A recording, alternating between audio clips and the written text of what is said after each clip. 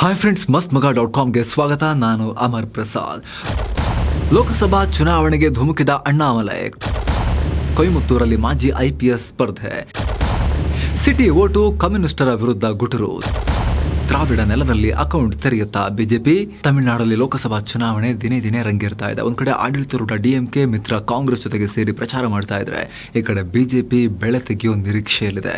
ಇದಕ್ಕಾಗಿ ಪಕ್ಷದ ರಾಜ್ಯಾಧ್ಯಕ್ಷ ಅಣ್ಣಾಮಲೈ ಅವರನ್ನ ಲೋಕಸಭಾ ಅಖಾಡಕ್ಕೆ ಧುಮುಕಿಸಲಾಗಿದೆ. ಅದು ಕೊಯಮತ್ತೂರು ಅನ್ನೋ ಬಿಜೆಪಿ ಪಾಲಿನ ಸ್ವಲ್ಪ ತೇವಾಂಶ ಇರೋ ತಮಿಳುನಾಡಿನ ಒಣಭೂಮಿಯಲ್ಲಿ ಅಣ್ಣ ಗುದ್ದಲಿ ಹಿಡ್ಕೊಂಡು ನಿಂತ್ಕೊಂಡಿದ್ದಾರೆ. ಹಾಗಿದ್ರೆ ನಿಜಕ್ಕೂ ಅಣ್ಣಾಮಲೈ ಕಮಲದ ನಾಟಿಯಲ್ಲಿ ಮಾಡ್ತಾರಾ? ಈ ಸಲ ಬಿಜೆಪಿ ಹಾಕಿರೋ ಲೆಕ್ಕಾಚಾರ ಏನು? ದಕ್ಷಿಣದ ಕರೂರ್ನಿಂದ ಉತ್ತರದ ಕೊಯಮತ್ತೂರಿಗೆ ಅಣ್ಣ ಶಿಫ್ಟ್ ಆಗೋಕೆ ಅಸಲಿ ರೀಸನ್ ಏನು ಅನ್ನೋದನ್ನ ಈ ವಿಡಿಯೋದಲ್ಲಿ ನೋಡ್ತಾ ಹೋಗೋಣ. ಕಡೆ ತನಕ ಮಿಸ್ ಮಾಡದೆ ನೋಡ್ತಾ ಹೋಗಿ. ಸ್ನೇಹಿತರೆ, ಶತಾಯಗತಾಯ ತಮಿಳುನಾಡಲ್ಲಿ ಈ ಸಲವಾದರೂ ಕೂಡ ಕಮಲ ಅರಳಿಸಬೇಕು ಅಂತಿರೋ ಬಿಜೆಪಿ ಅದಕ್ಕಾಗಿ ನಾನಾ ತಂತ್ರಗಳನ್ನ ಹೆಣಿತಾ ಇದೆ. ಸಣ್ಣ ಪುಟ್ಟ ಪಕ್ಷಗಳ ಕ್ರೋಢೀಕರಣ, ತಮಿಳು ಸಂಸ್ಕೃತಿಯ ಆರಾಧನೆ, ಕಾಮಗಾರಿಗಳ ಉದ್ಘಾಟನೆ, ಹೀಗೆ ಪೂಜೆಯಿಂದ ಪಾದಯಾತ್ರೆಯಿಂದ ಎಲ್ಲ ರೀತಿಯ ಪ್ರಯತ್ನಗಳನ್ನ ಬಿಜೆಪಿ ಮಾಡ್ತಾ ಇದೆ. ಇದರ ಭಾಗವಾಗಿ ಲೋಕಸಭಾ ಚುನಾವಣೆಗೆ ಈ ಸಲ ಬಿಜೆಪಿಯ ಇಂಪಾರ್ಟೆಂಟ್ ಮುಖಗಳನ್ನು ಕಣಕ್ಕಿಳಿಸಲಾಗಿದೆ. ಮೊನ್ನೆ ತನಕ ತೆಲಂಗಾಣ ರಾಜ್ಯಪಾಲೆಯಾಗಿದ್ದ ತಮಿಳಿಸೈ ಸೌಂದರರಾಜನ್ರನ್ನ ಚೆನ್ನೈ ದಕ್ಷಿಣ ಕ್ಷೇತ್ರಕ್ಕೆ ಅಭ್ಯರ್ಥಿ ಮಾಡಲಾಗಿದೆ. ಚೆನ್ನೈ ಸೆಂಟ್ರಲ್ಗೆ ಯುವ ಮುಖಂಡ 37 ವರ್ಷದ ವಿನೋದ್ ಪಿ ಸೆಲ್ವಂಗೆ ಟಿಕೆಟ್ ಕೊಟ್ಟಿದ್ದಾರೆ. ವೆಲ್ಲೂರಿನಿಂದ AC Shanmugam, ಕೃಷ್ಣಗಿರಿಯಿಂದ C Narasimhan, ನೀಲಗಿರೀಸ್ನಿಂದ L Murugan, ಪೆರಂಬಲೂರಿನಿಂದ ಪಾರಿವೆಂದರ್, ತೂತುಕುಡಿಯಿಂದ Nagendran, ಕನ್ಯಾಕುಮಾರಿಯಿಂದ Radhakrishnan, ಹಾಗೆ ಕೊಯಮತ್ತೂರಿನಿಂದ ಅಣ್ಣಾಮಲೈ ಅವರಿಗೆ ಬಿಜೆಪಿ ಟಿಕೆಟ್ ಕೊಟ್ಟಿದೆ. ಈ ಪಟ್ಟಿಯಲ್ಲಿ ಹಾಲಿ ಮತ್ತು ಮಾಜಿ ಕೇಂದ್ರ ಸಚಿವರು, ಮಾಜಿ ರಾಜ್ಯಪಾಲರು, ಹಾಲಿ ಶಾಸಕರು, ಹಾಲಿ ಮತ್ತು ಮಾಜಿ ಸಂಸದರು ಕೂಡ ಇದ್ದಾರೆ. ಬೇರೆ ಬೇರೆ ಪಕ್ಷಗಳಿಂದ ಬಂದವರಿಗೆಲ್ಲ ಬಿಜೆಪಿ ತನ್ನ ಚಿಹ್ನೆ ಅಡಿಯಲ್ಲಿ ಟಿಕೆಟ್ ಕೊಟ್ಟಿದೆ. ಎಲ್ಲರ ಪೈಕಿ ಈಗ ತೀವ್ರ ಕುತೂಹಲ ಕೆರಳಿಸಿರೋದು ಅಣ್ಣಾಮಲೈ ಅವರ ಕೊಯಮತ್ತೂರು ಕ್ಷೇತ್ರ. ಯಾಕಂದ್ರೆ ಕೊಯಮತ್ತೂರು ತಮಿಳುನಾಡಿನ ಈ ಭಾಗದಲ್ಲಿದೆ. ಅಣ್ಣಾಮಲೈ ಅವರ ತವರೂರಾಗಿರೋ ಕರೂರ್ ಈ ಭಾಗದಲ್ಲಿದೆ. ಸೊ ಅಲ್ಲಿಂದ ಇಲ್ಲಿ ಕರ್ಕೊಂಬಂದು ಬಿಜೆಪಿ ಇವ್ರನ್ನ ಪಾರ್ಟಿಸಿಪೇಟ್ ಮಾಡಿಸ್ತಿರೋದು ಈ ಚುನಾವಣೆಯಲ್ಲಿ ಎಲ್ಲರ ಗಮನ ಸೆಳೀತಾ ಇದೆ. ಕೊಯಮತ್ತೂರು ಗೆಲ್ತಾರ ಅಣ್ಣಾಮಲೈ? ಸ್ನೇಹಿತರೆ, ಅಣ್ಣಾಮಲೈ ಅವರು ಕೊಯಮತ್ತೂರು ಗೆಲ್ತಾರ, ಕಮಲದ ನಾಟಿಯಲ್ಲಿ ನಡೆಯುತ್ತಾ ಅನ್ನೋದನ್ನ ನೋಡೋಕ್ಕೂ ಮೊದಲು ಕೊಯಮತ್ತೂರಲ್ಲಿ ಹದ ಹೇಗಿದೆ, ರಾಜಕೀಯ ಪರಿಸ್ಥಿತಿ ಹೇಗಿದೆ ಅಂತ ನೋಡಲೇಬೇಕು. ಕೊಯಮತ್ತೂರು ತಮಿಳುನಾಡಿನ 39 ಕ್ಷೇತ್ರಗಳ ಪೈಕಿ ಇಂಪಾರ್ಟೆಂಟ್ ಕ್ಷೇತ್ರ ಅಂತ ಗುರುತಿಸಿಕೊಳ್ಳುತ್ತೆ. ಐತಿಹಾಸಿಕವಾಗಿ ಕಾಂಗ್ರೆಸ್ ಮತ್ತು ಕಮ್ಯುನಿಸ್ಟರ ನಡುವೆ ಜಿದ್ದಿನ ಕ್ಷೇತ್ರ. ಹಾಗಂತ ಎರಡೇ ಪಕ್ಷಗಳಲ್ಲ, ಎಲ್ಲ ಪಕ್ಷಗಳು ಅಧಿಕಾರ ಮಾಡಿವೆ. ಆರಂಭದಲ್ಲಿ ಕಾಂಗ್ರೆಸ್ ಇಲ್ಲಿ ನೆಲೆ ಹೊಂದಿದ್ರೆ 1957ರಲ್ಲಿ ನೆಹರು ಕಾಲದಲ್ಲಿ ಇದು ಕಮ್ಯುನಿಸ್ಟರ ಮುಷ್ಟಿಗೆ ಸಿಕ್ಕೊಳ್ತು. ಆನಂತರ DMKಗೆ ಮತ್ತೆ ಕಾಂಗ್ರೆಸ್ಗೆ ಮತ್ತೆ DMKಗೆ ಕ್ಷೇತ್ರ ಹೋಯಿತು. ಇನ್ನು 1998ರಲ್ಲಿ ಬಿಜೆಪಿ ಅಚ್ಚರಿಯ ಗೆಲುವನ್ನ ಇಲ್ಲಿ ಕಾಣ್ತು. ಅವತ್ತಿಗೆ ಜಯಲಲಿತಾ ಜೊತೆಗೆ ಮೈತ್ರಿ ಮಾಡಿಕೊಂಡಿದ್ದ ವಾಜಪೇಯಿ ಅವರ ನೇತೃತ್ವದ ಬಿಜೆಪಿ CP ರಾಧಾಕೃಷ್ಣನ್ ಅವ್ರನ್ನ, ಅಂದರೆ ಈಗ ಇವರು ಜಾರ್ಖಂಡ್ ಮತ್ತು ತೆಲಂಗಾಣದ ರಾಜ್ಯಪಾಲರಾಗಿದ್ದಾರೆ, ಅವ್ರನ್ನ ಕಣಕ್ಕಿಳಿಸಿತ್ತು. ಆಗ 55.85% ವೋಟ್ ಶೇರ್ ಪಡ್ಕೊಂಡು ಬಿಜೆಪಿ ಅಭ್ಯರ್ಥಿ ಗೆದ್ರು. ಇನ್ನು 1999ರಲ್ಲಿ ಇದು ಮತ್ತೆ ಬಿಜೆಪಿ ಪಾಲಾಯಿತು. ಆದರೆ 2004, 2009ರ ಚುನಾವಣೆಯಲ್ಲಿ ಕಮ್ಯುನಿಸ್ಟರು ಗೆದ್ರು. ಬಳಿಕ 2014ರಲ್ಲಿ ಅಣ್ಣಾ DMK ಗೆದ್ದಿದ್ರೆ 2019ರಲ್ಲಿ PR ನಟರಾಜನ್ ಗೆದ್ರು. ಇವರು CPM ಪಕ್ಷದ ನಾಯಕ. ಸೊ ಈ ಬಾರಿ ಅದೇ ಕ್ಷೇತ್ರಕ್ಕೆ ಈಗ ಅಣ್ಣಾಮಲೈ ಅವ್ರನ್ನ ಕಣಕ್ಕಿಳಿಸಲಾಗಿದೆ. ಹಾಗಿದ್ರಲ್ಲಿ ಬಿಜೆಪಿ ಕೊಯಮತ್ತೂರನ್ನೇ ಯಾಕೆ ಆಯ್ಕೆ ಮಾಡಿಕೊಂಡಿದೆ ಅಂದ್ರೆ, ಕೊಯಮತ್ತೂರು ನಗರ ಪ್ರದೇಶ. ಸೊ ಬಿಜೆಪಿಗೆ ಸಿಟಿ ವೋಟರ್ಸ್ ತುಂಬಾ ದೊಡ್ಡ ಪ್ರಮಾಣದಲ್ಲಿ ಸಪೋರ್ಟ್ ಮಾಡ್ತಾ ಬಂದಿದ್ದಾರೆ ಅನ್ನೋ ಕಾರಣಕ್ಕಾಗಿ ಅನೇಕ ಸರ್ವೆಗಳಲ್ಲೂ ತಮಿಳುನಾಡಿನಲ್ಲಿ ಪ್ರೂವ್ ಆಗಿದೆ. ಹೀಗಾಗಿ ಬಿಜೆಪಿ ತಮ್ಮ ರಾಜ್ಯಾಧ್ಯಕ್ಷರನ್ನೇ ಕಣಕ್ಕೆ ಧುಮುಕಿಸಿದೆ. ಜೊತೆಗೆ ಹಿಂದೂ ಮತಗಳು ಹೆಚ್ಚಿವೆ. 2011ರ ಜನಗಣತಿ ಪ್ರಕಾರ 83% ಹಿಂದೂಗಳಿದ್ದಾರೆ, 7.5% ಮುಸ್ಲಿಮರಿದ್ದಾರೆ, ಉಳಿದಂತೆ ಇತರೆ ಧರ್ಮದವರಿದ್ದಾರೆ. ಅಲ್ಲದೆ ಕೊಯಮತ್ತೂರು ಬಿಜೆಪಿಗೆ ಹೊಸ ಕ್ಷೇತ್ರ ಅಲ್ಲ, ಬಿಜೆಪಿಗೆ ನೆಲೆ ಇರೋ ಕ್ಷೇತ್ರ. ಕಳೆದ 2 ಲೋಕಸಭಾ ಚುನಾವಣೆಗಳಲ್ಲಿ ಬಿಜೆಪಿ ಸೆಕೆಂಡ್ ಪ್ಲೇಸ್ನಲ್ಲಿತ್ತು. ಕಳೆದ ಚುನಾವಣೆಯಲ್ಲಂತೂ 31% ವೋಟ್ ಶೇರ್ ಪಡ್ಕೊಂಡಿತ್ತು. 1,79,000 ಮತಗಳ ಅಂತರದಲ್ಲಿ ಬಿಜೆಪಿ ಅಭ್ಯರ್ಥಿ ಸೋತಿದ್ರು. ಬೇರೆ ಕ್ಷೇತ್ರಗಳಿಗೆ ಹೋಲಿಸಿಕೊಂಡ್ರೆ ಬಿಜೆಪಿಯಲ್ಲಿ ಹೀನಾಯ ಸ್ಥಿತಿಯಲ್ಲಿಲ್ಲ. ಸೊ ಅಣ್ಣಾಮಲೈನೇ ಬಂದು ನಿಂತರೆ ಅವರ ಕರಿಸ್ಮಾದಿಂದ ಮತ್ತೊಮ್ಮೆ ಈ ಕ್ಷೇತ್ರ ಗೆಲ್ಲಬಹುದು ಅನ್ನೋದು ಬಿಜೆಪಿಯ ಲೆಕ್ಕಾಚಾರ. AIADMK ಮತಗಳು ಹೆಚ್ಚು.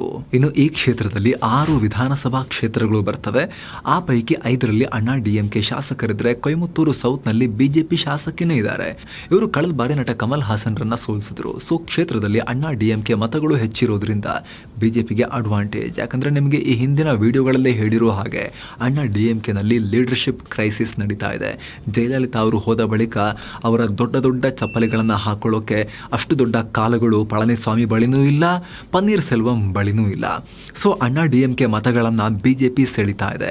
ಜಯಲಲಿತಾ ಹಾಗೂ MGR ಅನ್ನ ಮೋದಿ ನಿರಂತರವಾಗಿ ಹೊಗಳ್ತಾ ಇದ್ದಾರೆ. ಅದನ್ನ ಬಿಜೆಪಿಯ ತಮಿಳುನಾಡು ಘಟಕ ಕೂಡ ಫಾಲೋ ಮಾಡ್ತಾ ಇದೆ. ಸೊ ತಮಿಳುನಾಡಿನ ಬಿಜೆಪಿ ಘಟಕ ಇವರಿಬ್ಬರನ್ನ ಬಿಜೆಪಿ ನಾಯಕರ ತರ ಹೊಗಳ್ತಾ ಇದೆ. ಇದರಿಂದ ಆ ಮತಗಳನ್ನ ಸೆಳೆಯಬಹುದು ಅನ್ನೋದು ಕೂಡ ಬಿಜೆಪಿಯ ಪ್ಲಾನ್. ಜೊತೆಗೆ ಬಿಜೆಪಿಗೂ ಕೊಯಮತ್ತೂರಿಗೂ ಭಾವನಾತ್ಮಕ ಸಂಬಂಧ ಕೂಡ ಇದೆ. 1998ರಲ್ಲಿ LK ಅಡ್ವಾಣಿ ಕೊಯಮತ್ತೂರಿಗೆ ಎಲೆಕ್ಷನ್ ಪ್ರಚಾರಕ್ಕೆ ಭೇಟಿ ಕೊಟ್ಟಾಗ 12 ಕಡೆ ಸ್ಫೋಟಕಗಳನ್ನ ಸಿಡಿಸಿ ಬೆದರಿಸುವ ಪ್ರಯತ್ನ ನಡೆಸಲಾಗಿತ್ತು. ಬಾಬರಿ ಮಸೀದಿ ಧ್ವಂಸದಲ್ಲಿ ಇವರು ಇನ್ವಾಲ್ವ್ ಆಗಿದ್ದಾರೆ ಅಂತ ಹೇಳಿ ಅನೇಕ ಉಗ್ರ ಸಂಘಟನೆಗಳು ಪ್ರತೀಕಾರಕ್ಕೆ ಅಂತ ಹೇಳಿ ಈ ಕೃತ್ಯಗಳನ್ನ ಮಾಡಿದ್ರು. ಆತ್ಮಾಹುತಿ ದಾಳಿ ಮಾಡಿ ಅಡ್ವಾಣಿ ಅವರ ಹತ್ಯೆಗೆ ಸಂಚು ರೂಪಿಸಲಾಗಿತ್ತು. ಸೊ ಅಲ್ಲಿಂದ ಹಿಂದೂ ಮತಗಳು ಬಿಜೆಪಿ ಪರವಾಗಿ ನಿಲ್ತಾ ಇವೆ. ಅದಕ್ಕೆ ಪುಷ್ಟಿ ಕೊಡೋ ಹಾಗೆ ಸ್ಫೋಟ ಆದ್ಮೇಲೆ ಬಿಜೆಪಿಗೆ ಅನುಕಂಪವೋ ಏನೋ ಒಟ್ಟಿನಲ್ಲಿ 2 ಸಲ ಅಲ್ಲಿ ಗೆಲುವು ಸಿಕ್ಕಿದೆ. ಅಲ್ಲದೆ ಮುಂದಿನ ಚುನಾವಣೆಯಲ್ಲಿ ಬಿಜೆಪಿಗೆ ದೊಡ್ಡ ಸಂಖ್ಯೆಯ ಜನ ವೋಟ್ ಹಾಕೊಂಡ್ ಬಂದಿದ್ರು. PM ಮೋದಿ ಮೊನ್ನೆ ರ್ಯಾಲಿ ಮಾಡಿದಾಗ್ಲೂ ಇದನ್ನ ನೆನಪಿಸ್ಕೊಂಡಿದ್ದಾರೆ. 1998ರ ಘಟನೆಯನ್ನ ಎಂದಿಗೂ ಮರೆಯೋಕ್ ಸಾಧ್ಯ ಇಲ್ಲ, ಅದನ್ನ ನಾವು ಯಾವತ್ತೂ ನೆನಪು ಮಾಡ್ಕೊಳ್ತೀವಿ ಅಂತ ಹೇಳಿದ್ರು. ಅಂದಹಾಗೆ ಈ ಘಟನೆಯಲ್ಲಿ 58ಕ್ಕೂ ಅಧಿಕ ಮಂದಿ ಪ್ರಾಣವನ್ನ ಕಳ್ಕೊಂಡಿದ್ರು, 200ಕ್ಕೂ ಅಧಿಕ ಜನ ಗಾಯಗೊಂಡಿದ್ರು. ಸೊ ಹೀಗಾಗಿ ಇಲ್ಲಿ ಬಿಜೆಪಿ ಪ್ರತಿ ಚುನಾವಣೆಯಲ್ಲೂ ಈ ವಿಚಾರವನ್ನ ಜನರಿಗೆ ನೆನಪು ಮಾಡುತ್ತೆ. ಅಣ್ಣಾಮಲೈ ಯಾಕೆ ಸ್ನೇಹಿತರೆ ಬಿಜೆಪಿಯ ಇಂಪಾರ್ಟೆಂಟ್ ಸ್ಟ್ರೀಟ್ ಫೈಟರ್.